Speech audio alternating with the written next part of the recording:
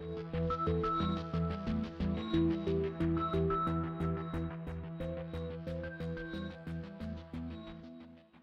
am in Berlin because this is part of a tour organized by the US Embassy in Brussels to talk about biotechnology and to demonstrate, to show how we use biotechnology on cassava, which is a root crop, very important in the world, and to demonstrate that we can use biotechnology for humanitarian purposes.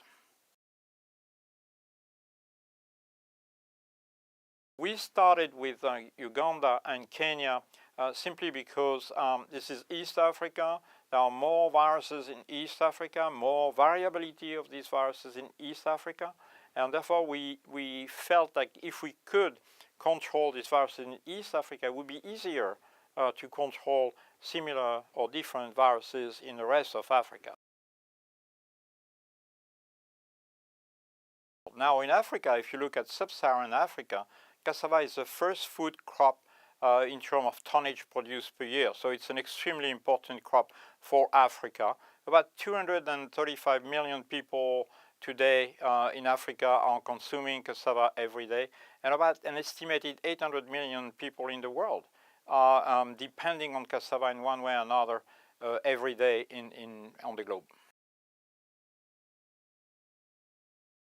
So in short, cassava is very subject to what we call biotic stress. A lot of pests and diseases are infecting the crop, and among them in Africa, viruses are the most important.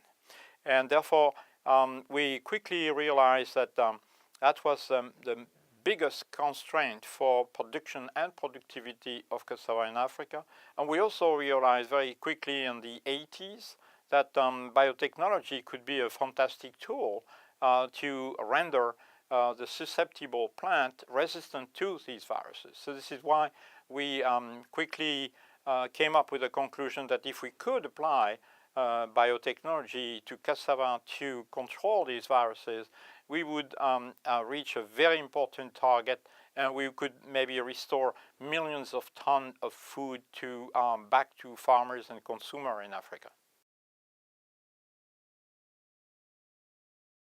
We have a high probability of success, meaning that our product will be adopted by farmers because they know the plant, they are familiar with the plant because we use what they like, and secondly because the technology is not changing anything, and the technology is increasing the productivity and even the quality of the roots, and finally because the cost of these new varieties will be either free or a very small cost just to cover the multiplication and propagation in the country. So we are pretty certain, very convinced that this will not be a major issue relative to impacting farmers and getting them to use them.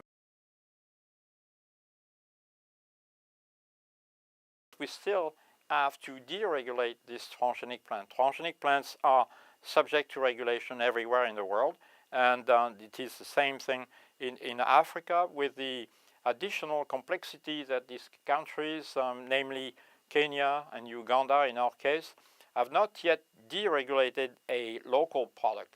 At most, they have hosted or received products that have been deregulated in North America, for example, but not a cassava plant or a banana plant. That's going to be one of the first, if not the first, local crop, engineered local crop to be deregulated. Yeah, so this is a purely public development. You have two categories of transgenic plants in the world. Those developed by companies, and most of the time multinational, big and large companies. And this is for market-driven product like corn, like cotton, canola, and so forth. In our case, in the public sector, scientists are much more looking into food crops for which there is not a market, and therefore we know that companies will not develop product. But because they are extremely important in a quantity, an amount, and also for local population, a number of scientists in the public domain started to work on cassava, sweet potato, banana, cowpea, sorghum, and this development has been going on for many years. In our case, we were fortunate to receive funding from the US government through USAID, the People of America, and we were also fortunate to work with a number of foundations, and beginning with the Rockefeller Foundation, continuing with the Howard Buffett Foundation, and finally with the, not finally, with the Gates Foundation, the Bill and Melinda Gates Foundation, but also with the Danforth Foundation and Monsanto Fund.